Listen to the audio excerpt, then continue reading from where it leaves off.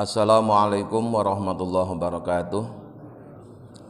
Bismillah, alhamdulillah, assalatu wassalamu ala rasulillah Sayyidina wa maulana Muhammad ibn Abdillah la nabiyya ba'dah wa ala alihi wa man tabi'ah minad dunya ilal qiyamah. La haula wa la quwata illa billah amma ba'du. Hadirin ma'asyiral muslimin hafizakumullah. Pagi ini akan kami bacakan penjelasan tentang perbandingan antara amal lahir dan batin.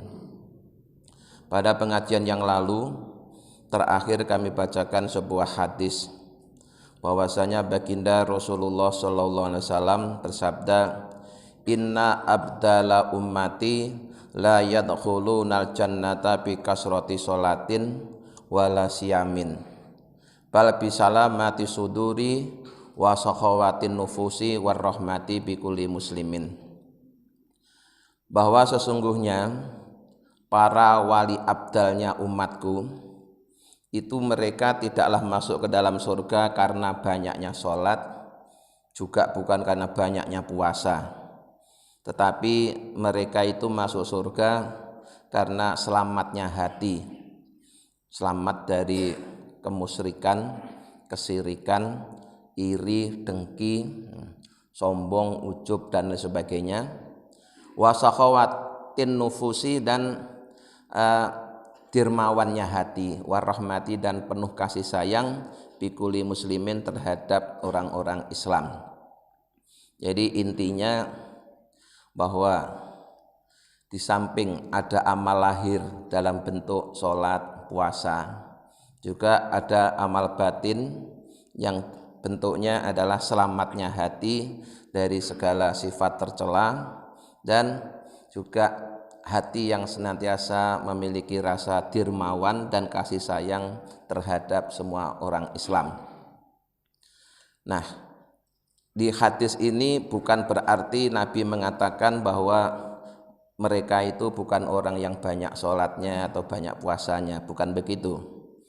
Nabi tetap mengatakan bahwa para wali abdalnya itu ya orang-orang yang rajin sholat, banyak puasa sunnah, tetapi di samping itu mereka juga memiliki akhlak-akhlak yang terpuji. Nah, akhlaknya yang terpuji inilah yang lebih unggul, ya, lebih unggul dibanding dengan sholatnya maupun puasanya. Sehingga Nabi mengatakan mereka tidak masuk surga karena banyaknya sholat dan banyaknya puasa, tapi masuk surga karena banyaknya amal batin. Wa'lam dan ketahuilah annaha bahwasanya la tuzanu tidaklah ditimbang apa a'malul qulubi, amal-amal batin atau amal hati, ditimbang bi a'malil jawarihi dengan amal-amal lahiriah, fil khairi dalam kebaikan, wasyarri dan keburukan, illa wa turjahu kecuali akan lebih unggul apa a'malul qulubi, perbuatan-perbuatan hati, rujahanan dengan keunggulan, bayinan yang nyata, ala a'mal jawarihi dibanding dengan amal-amal lahiriah. Jadi berdasarkan hadis tadi, maka jika amal lahir dan amal batin itu ditimbang, baik amal yang baik maupun amal yang buruk, jadi sama-sama baik antara amal lahir dan amal batin ditimbang, kemudian sama-sama buruk, ya, amal lahir yang buruk dibanding dengan atau ditimbang dengan amal batin yang buruk, maka tentu amal batin itu akan lebih unggul, lebih berbobot, ya, dibanding dengan amal lahir. Watazitu dan akan bertambah apa amal hati alaiha atas amal lahir, ziyadatan dengan tambahan kasirotan yang banyak. Dan jika dihitung-hitung, ya, maka nilainya akan lebih banyak nilai amal batin dibanding dengan amal lahir. Walau demikian, jangan kemudian kita salah paham terus ngambil kesimpulan bahwa kalau begitu amal lahir itu tidak penting, yang penting amal batin. Tidak begitu, maknanya tidak seperti itu. Sama sekali baik dalam hadis maupun dalam penjelasan ini mengatakan bahwa kita tidak perlu amal lahir, yang penting amal batin. Tidak ada keterangan seperti itu. Makna dari hadis dan keterangan tadi adalah bahwa kita di samping dituntut untuk beramal yang bersifat lahiriah, juga harus melengkapi amal lahir itu dengan amal batin. Karena di kitab yang lain itu bahasa yang dipakai yaitu antara amal syariat dengan amal hakikat. Boleh juga dikatakan amal lahir itu amal syariat, sementara amal batin adalah amal hakikat. Nah, untuk seseorang bisa masuk ke hakikat itu mau tidak mau harus lewat syariat. Di dalam Al-Quran Allah berfirman, waqtul buyuta min abwabiha, masuklah ke dalam rumah melalui pintu-pintunya. Makna dari firman Allah ini, rumah itu adalah hakikat, sedangkan pintu adalah syariat. Seseorang yang ingin masuk rumah harus lewat pintunya. Ya, yang masuk rumah tidak lewat pintu itu berarti maling. Nah, dengan kata lain juga sering dikatakan bahwa amal batin itu isi, sementara amal lahir adalah bungkus atau kulit. Memang ketika kita beli jeruk, yang kita makan bukan kulitnya, yang kita makan adalah jeruknya atau isinya. Tetapi jeruk yang asli adalah jeruk yang terbungkus oleh kulit jeruk. Jadi amal lahir ini tetap penting. Pentingnya di mana? Untuk menentukan keaslian isi. Ya, keaslian isi itu diukur dengan kulitnya. Kalau kita beli jeruk masih ada kulitnya, itu pasti jeruk yang asli. Tapi kalau beli jeruk tidak ada kulitnya, bisa jadi itu hanya sekedar kulit jeruk, tapi sesungguhnya bukan jeruk. Nah, di akhir zaman itu banyak, Pak, ya, ajaran-ajaran yang melabeli dengan label hakikat sehingga orang banyak tertarik. Tapi ternyata di dalamnya, ya, itu mereka meremehkan syariat. Bahkan mereka dengan mudah meninggalkan syariat. Katanya yang penting hakikatnya. Nah, ini jelas satu ajaran yang keliru. Karena Nabi Muhammad saja, ya, itu yang sudah tingkatan hakikatnya paling tinggi, itu syariatnya tetap tekun dikerjakan. Nabi tidak pernah meninggalkan syariatnya. Jadi ibaratnya kayak tadi itu, ya. Memang ketika kita beli buah jeruk, yang dimakan bukan kulitnya, tapi untuk menentukan ini jeruk asli, carilah jeruk yang masih ada kulitnya. Syukur-syukur kita tahu metiknya, bahwa jeruk itu dipetik dari pohon jeruk, itu pasti asli. Nah, yang dimaksud dengan pohon itu apa? Pohonnya yaitu Al-Quran dan hadis. Di ibaratnya Al-Quran dan hadis itu pohonnya. Nah, kemudian ada buahnya. Nah, buah itu tentu terbungkus oleh kulit. Jadi hakikat itu tidak boleh meninggalkan syariat. Syariat itu pintu, hakikat itu rumah. Jadi kalau masuk rumah harus lewat pintu. Kalau mau masuk hakikat harus lewat syariat. Jangan sekali-kali meninggalkan syariat. Nah, walaupun nanti memang, ya, yang kalau ditimbang itu lebih unggul yang hakikat. Nah, lebih unggul amalan batin dibanding dengan amal lahir.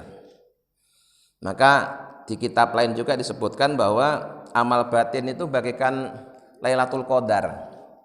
Ya, setelah amal lahir itu ya malam-malam selain Lailatul Qadar.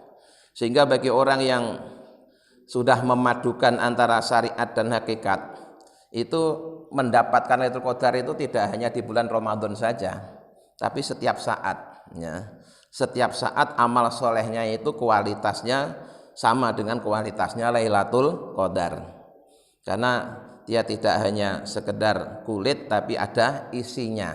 Nah, tapi sekali lagi isi yang asli yaitu isi yang dibungkus oleh kulit. Nah, kalau kita mendapati isi tanpa ada kulitnya, itu rentan terhadap penipuan, ya, gampang dibohongin orang. Katanya ajaran tasawuf, tapi ternyata isinya ajaran aliran kebatinan. Ini bahayanya di situ. Ya. Jadi dalam hadis maupun dalam keterangannya tadi itu bukan berarti bahwa amal lahir itu tidak penting. Amal lahir tetap penting karena untuk menentukan keasliannya. Tetapi memang jika ditimbang antara amal lahir dan amal batin itu lebih unggul amal batin. Wa min hadhihi al haisiyati faddala ahlu tasawufi al mu'tanina bi tazkiyatil qulubi wal muhtammina bima yakhussuha min awsafil wal a'mali sholihati ghairahum min tawaifil muslimina. Berdasarkan keterangan tadi, maka tentu saja ahli tasawuf, ya, orang yang mengamalkan ajaran tasawuf yang sungguh-sungguh, yaitu dalam bentuk membersihkan hati dari sifat-sifat tercela, kemudian juga sungguh-sungguh menghiasi dirinya dengan sifat-sifat yang mulia, terus senantiasa beramal soleh, itu tentu lebih unggul dibanding dengan kebanyakan kaum muslimin, ya, yang mereka hanya sibuk beramal lahiriah saja. Minal ibadi, dari beberapa hamba, wal ulama'i, dan ulama. Jadi walaupun mereka seorang ulama, kalau ulama itu hanya menguasai ilmu lahir saja, dibandingkan dengan ulama yang selain menguasai yang lahir juga menguasai yang batin, tentu yang menguasai lahir batin itu akan lebih unggul dibanding yang hanya sekedar menguasai yang lahir saja. Alladzina, orang-orang laisa lahum minal inayati, yang mereka tidak mendapatkan pertolongan bi amril batin, dengan amal batin. Jadi yang hanya fokus pada banyaknya rukuk dan sujud tapi hatinya kosong, ya. Jadi mari supaya ibadah kita ini berkualitas, selain syariatnya ditunaikan, juga hendaknya diisi ruhnya, ya. Karena amalan-amalan batin itu digambarkan seperti ruh, sementara amal batin lahir, amal lahir itu bagaikan jasad. Jasad itu akan hidup kalau ada ruhnya. Nah, kalau jasad tanpa ruh itu jasad yang mati. Lah ruh yang tanpa jasad itu juga ruh gentayangan. Jadi kalau satu-satu tetap saja tidak baik. Jadi supaya benar-benar orang yang hidup, yaitu ada jasadnya, ada rohnya, ada amal lahiriahnya, ada amal batinnya. Misluma li ahli tasawufi. Jadi kebaikan-kebaikan yang dimiliki oleh orang yang hanya sibuk dengan amal lahiriah itu tidak akan sebanding dengan kebaikan yang diamalkan, yang dimiliki oleh ahli tasawuf. Karena ahli tasawuf yang sesungguhnya itu adalah memadukan antara amal lahir dan amal batin. Kalau ada ajaran, bilangnya ajaran tasawuf tapi meninggalkan amal lahir, itu juga tasawuf yang palsu, ya, harus hati-hati, ya. Karena seorang kadang terus tadi itu bahwa karena dia membandingkan yang batin itu pasti lebih unggul daripada yang lahir, akhirnya dia hanya memilih yang batin, meninggalkan yang lahir. Itu yang tidak boleh memilih itu. Jadi maksud dari keterangan di kitab ini bukan disuruh milih, tapi disuruh memadukan, ya, disuruh memadukan. Lahiriahnya tetap dikerjakan, tapi kemudian disertai dengan amal batiniah supaya berkualitas. Wal fadlu biyadillah, dan keutamaan itu sesungguhnya ada dalam kuasa Allah. Yu'tihi mayyasha, yang akan Allah berikan kepada orang-orang yang Allah kehendaki. Wallahu wasi'un alim, dan Allah itu zat yang maha luas karunia-Nya dan maha mengetahuinya. Kemudian warahmatu bil muslimina, menyayangi sesama orang Islam itu amrun wajibun, adalah merupakan perkara yang wajib.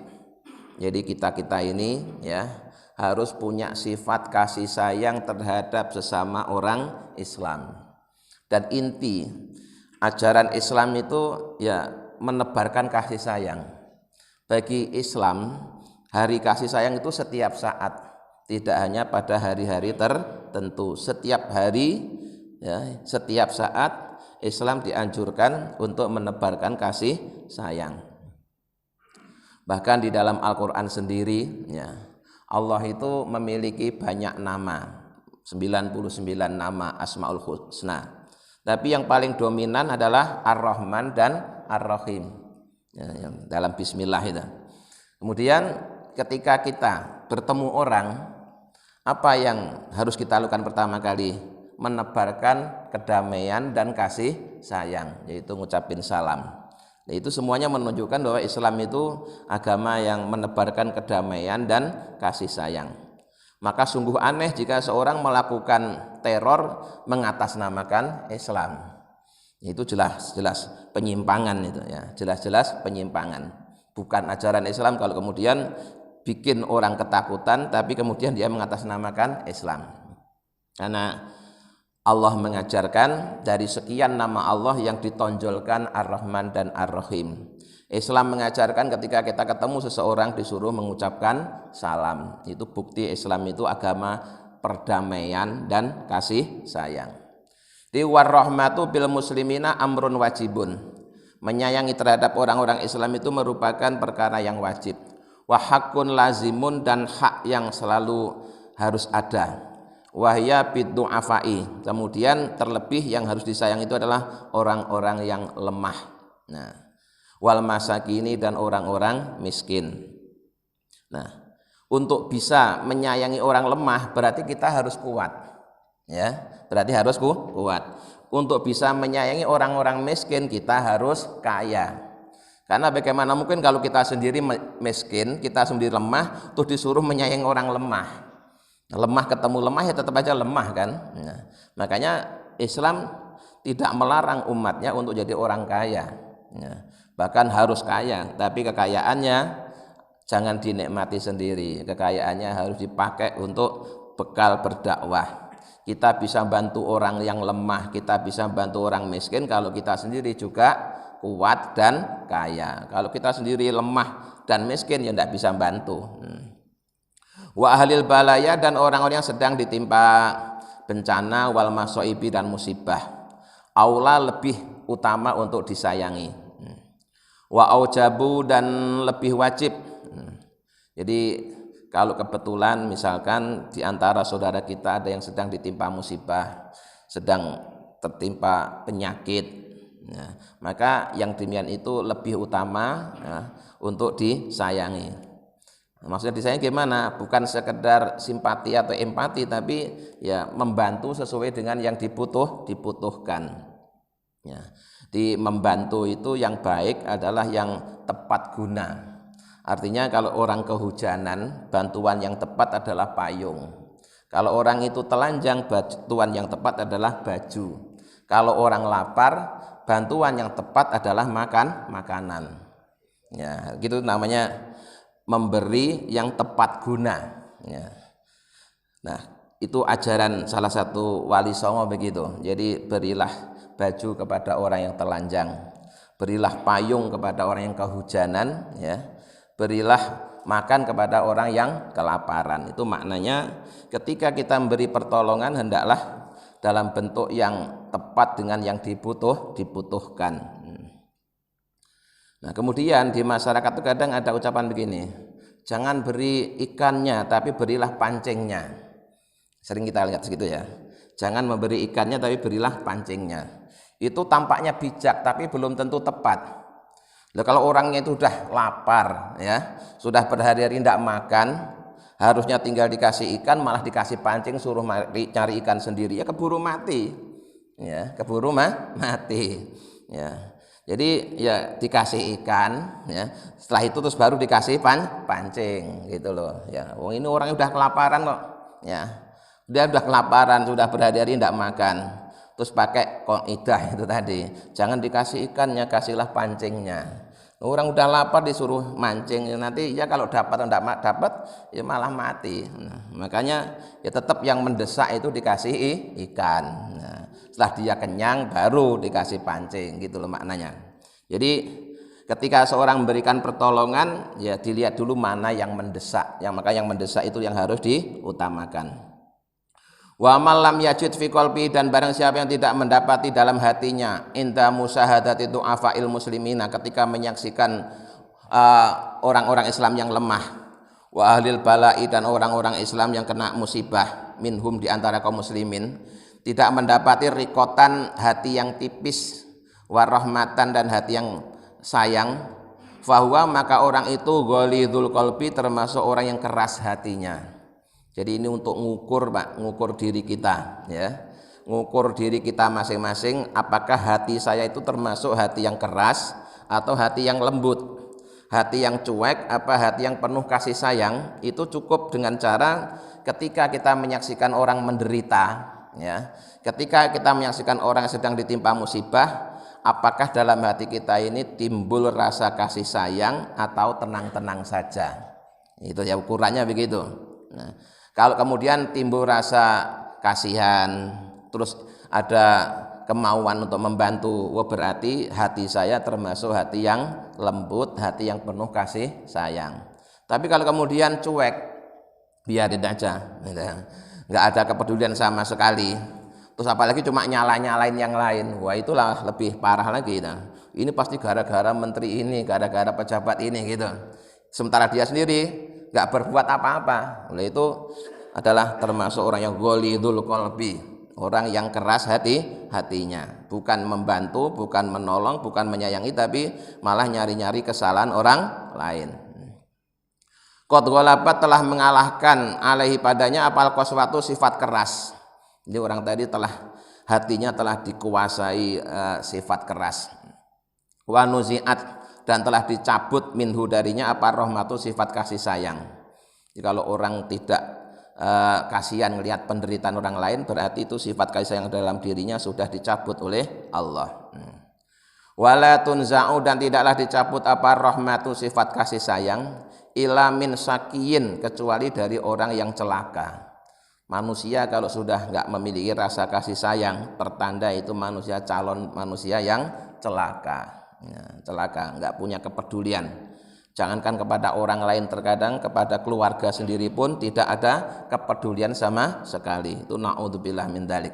Itu bentuknya manusia, tapi sebenarnya sudah bukan manusia lagi, karena sifat kasih sayangnya sudah hilang, sudah buas kayak binatang buas.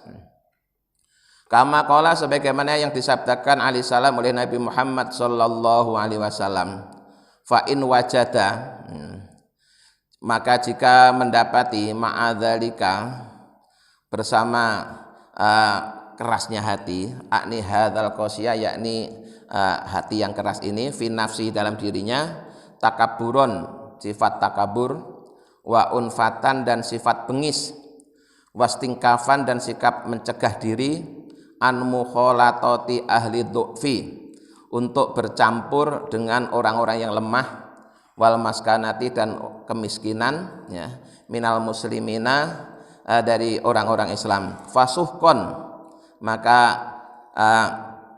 akan dimurkai lahu baginya, wa bu'dan, dan dia akan menjadi orang yang jauh, wa maktan, dan orang yang ditolak, minallahi, dari Allah.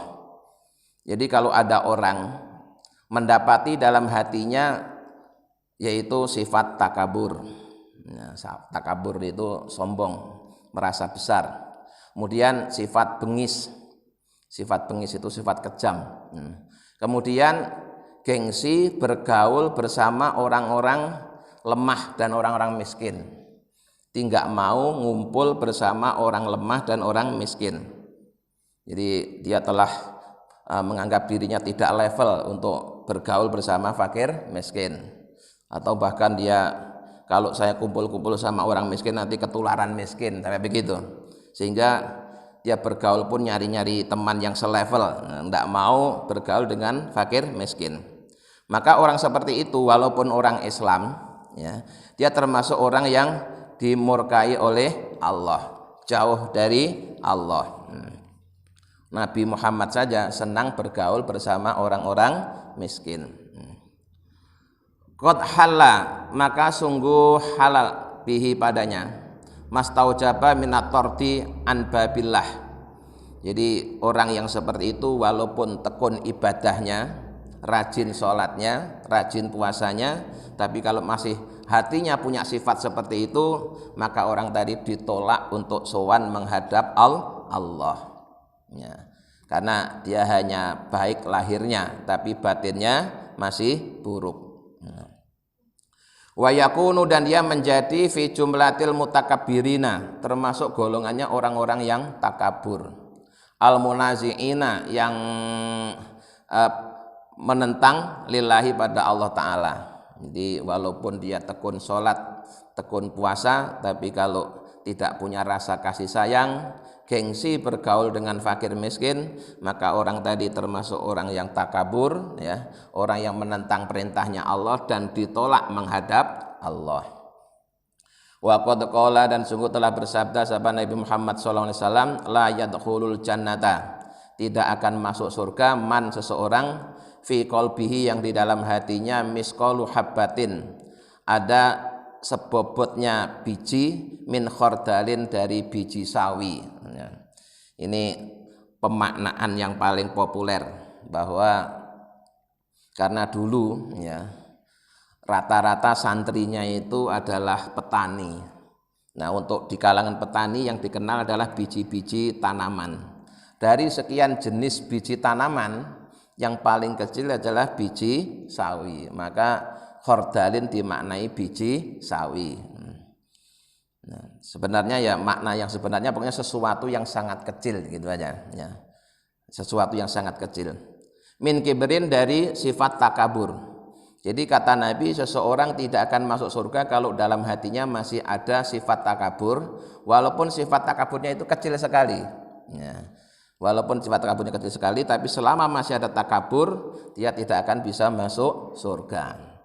Baru nanti kalau takaburnya sudah hilang, dia akan dimasukkan ke dalam surga. Makanya kalau kita perhatikan di dalam sholat itu setiap ganti gerakan aba-abanya adalah takbir. Nah, takbir ini maknanya kita sadar dan mengakui bahwa yang besar itu hanya Allah. Selain Allah semuanya kecil. Ibadah kita kecil, ilmu kita kecil, kesolehan kita kecil, kedermawanan kita kecil, semuanya kecil. Yang besar hanya Allah. Maka mari ketika kita mengucapkan takbir itu kita hayati maknanya, ya. Supaya apa? Supaya kita tidak menjadi orang sombong. Sungguh aneh kalau orang itu berulang kali baca takbir tapi masih sombong. Nah, yang menjadikan seorang sombong itu bukan hanya kekayaan dan jabatan, Pak. Ibadah itu juga bisa menjadikan sombong. Ilmu bisa menjadikan sombong. Ya. Jadi banyak hal yang bisa menjadikan orang itu jadi sombong. Dulu iblis, ya. Iblis itu sombong karena ahli ibadah. Karena ahli ibadah. Ya. Jadi ceritanya sebelum Allah menciptakan Nabi Adam, ya, Azazil pada mulanya namanya itu sudah beribadah kepada Allah 80.000 tahun. Dia sudah sujud kepada Allah. Bumi yang saat ini kita huni itu tidak ada sejengkal pun yang belum pernah dipakai untuk sujud oleh si iblis tadi, yang waktu itu namanya masih Azazil. Sehingga dia benar-benar ahli ibadah, ya, ahli ibadah. Nah, makanya kemudian ketika Allah menciptakan makhluk baru yaitu Nabi Adam, kemudian para malaikat disuruh sujud. Nah, Azazil ini tidak mau, ya. Kenapa saya harus sujud sama makhluk yang baru? Saya ini sudah ibadah kepada Allah 80.000 tahun, sujud di buminya Allah, tidak ada sejengkal pun yang tidak pernah saya pakai untuk sujud. Kok tiba-tiba disuruh, ya, hormat kepada makhluk yang baru diciptakan? Itulah kesombongan si Azazil tadi yang kemudian berubah namanya jadi iblis. Jadi sekali lagi yang menjadikan seorang sombong bukan karena kekayaannya, bukan karena jabatannya, bukan karena pengaruhnya, bisa jadi karena ibadah. Nah, hal semacam ini kalau kita tidak pernah ngaji kan tidak tahu. Dikiranya ibadah itu mesti baik, padahal juga masih ada bahayanya, ya. Makanya berulang kali selalu kita ingatkan, niatnya ibadah lillahi ta'ala itu diulang-ulang, ya. Tujuan ibadahnya adalah Allah. Dalam ibadah zikir yang diulang-ulang dibaca adalah takbir, ya. Kita menyadari, mengakui yang agung, yang besar hanya Allah. Ibadah kita itu kecil, ilmu kita itu kecil, maka jangan kemudian dianggap besar. Nah, jadi seseorang tidak akan masuk surga seandainya dalam hatinya masih ada sebesar atau seberat biji sawi dari sifat takabur. Wa minar riqati, dan termasuk hati yang suka menangis, tipis.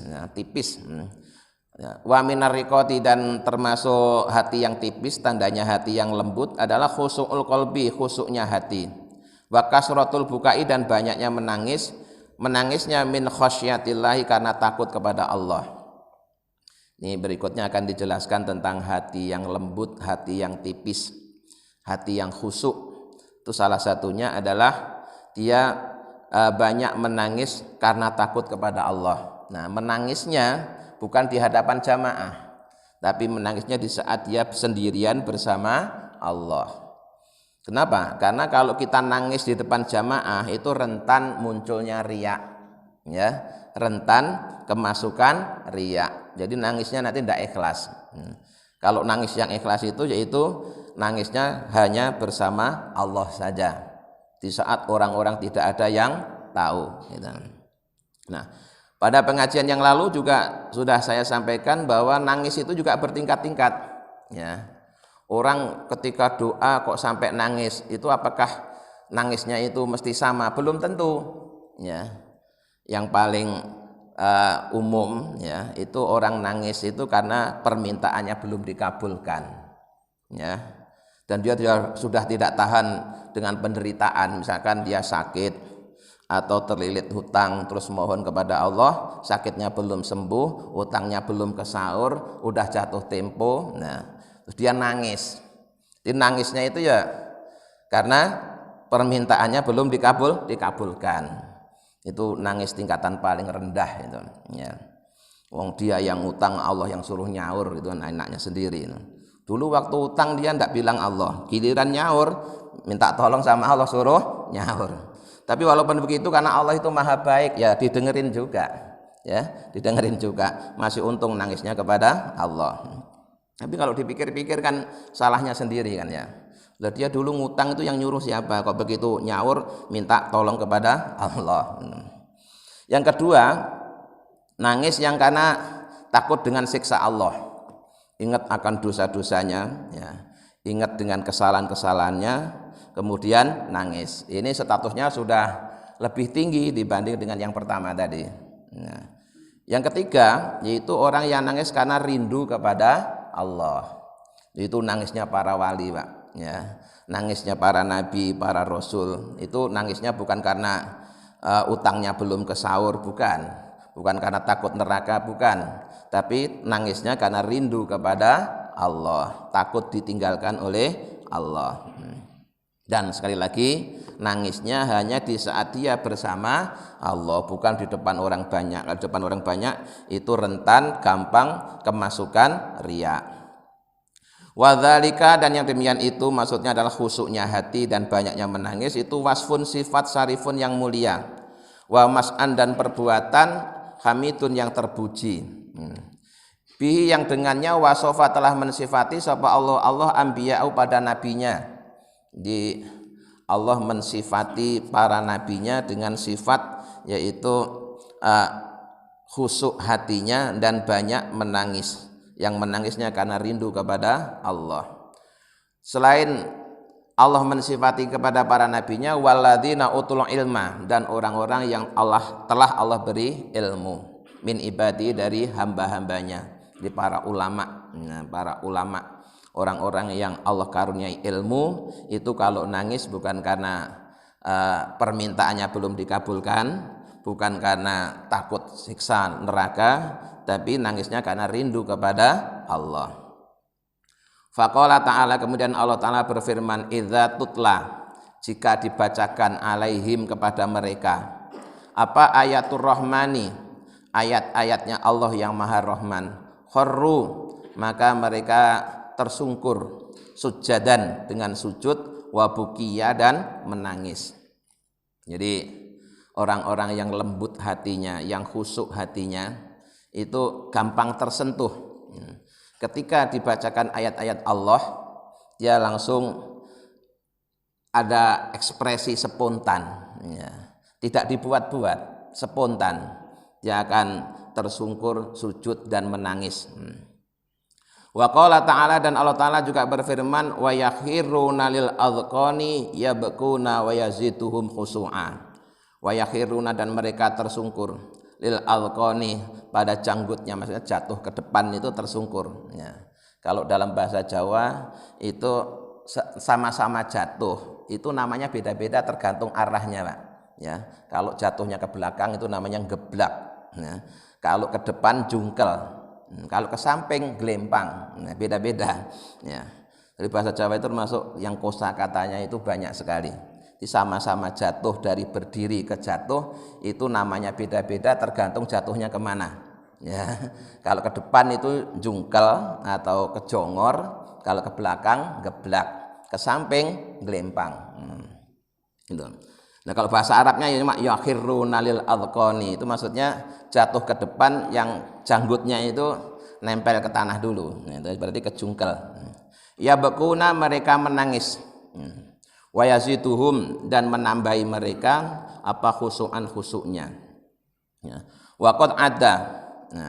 Dan sungguh Allah telah dan sungguh Nabi Muhammad telah menghitung, alaihi salam, Nabi Muhammad SAW, fi sab'ati, dalam 7 kelompok, alladzina yudhilluhumullah, orang-orang yang dilindungi oleh Allah, fi dhillihi, dalam perlindungannya, yauma la dhilla illa dhilluhu, pada hari tidak ada perlindungan kecuali perlindungan Allah. Siapa mereka? Rajulan, seorang, dzakarallaha, yang berzikir kepada Allah, kholian, di tempat yang sunyi.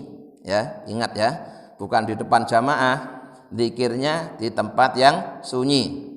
Fafadot, maka mengalir apa ainahu, air matanya. Di Nabi Muhammad bersabda, ada 7 golongan manusia yang nanti akan dapat perlindungan dari Allah di saat tidak ada perlindungan kecuali hanya perlindungan Allah. Nah, 7 kelompok manusia itu salah satunya adalah seseorang yang berzikir kepada Allah di saat yang sunyi, mungkin sepertiga malam terakhir, di saat orang-orang sedang tidur nyenyak, dia sendirian bersama Allah, terus zikir sampai menangis. Nah, gitu maksudnya. Wa qala alaihi salam, kullu ainin baqiyatun yaumal qiyamati illa ainun bakat min khasyatillah. Rasulullah juga bersabda bahwa nanti di hari kiamat semua mata itu akan menangis kecuali mata yang telah menangis karena takut kepada Allah. Jadi orang-orang yang di dunia matanya dipakai nangis karena takut kepada Allah, itu nanti di akhirat sudah tidak nangis lagi. Sebaliknya, di dunia yang orang yang di dunia hatinya keras, nggak pernah menangis, tidak pernah tersentuh oleh penderitaan orang lain, dia nanti di akhirat akan menjadi orang yang menangis. Itulah sekalian contoh-contoh amalan batin. Jadi sekali lagi kita ini di samping tekun amal lahir juga harus melengkapi dengan amal batin. Nah, pengajian yang membahas tentang amal batin itu pengajian tasawuf. Kalau pengajian fikih itu membahas amal lahir, tentang bagaimana caranya ruku, bagaimana caranya sujud, bagaimana caranya baca Fatihah yang benar, itu ilmunya ilmu fikih, penting juga. Nah, di samping itu dilengkapi dengan ilmu tasawuf, bahwa ketika kita beribadah kepada Allah, yang menghadap Allah bukan fisik kita saja, tapi hati kita juga menghadap Allah. Nah, jika kita bisa memadukan keduanya, barulah kita akan menjadi orang yang ibadahnya lebih berkualitas. Mudah-mudahan dengan bimbingan Allah kita bisa mengamalkannya. Amin ya rabbal alamin.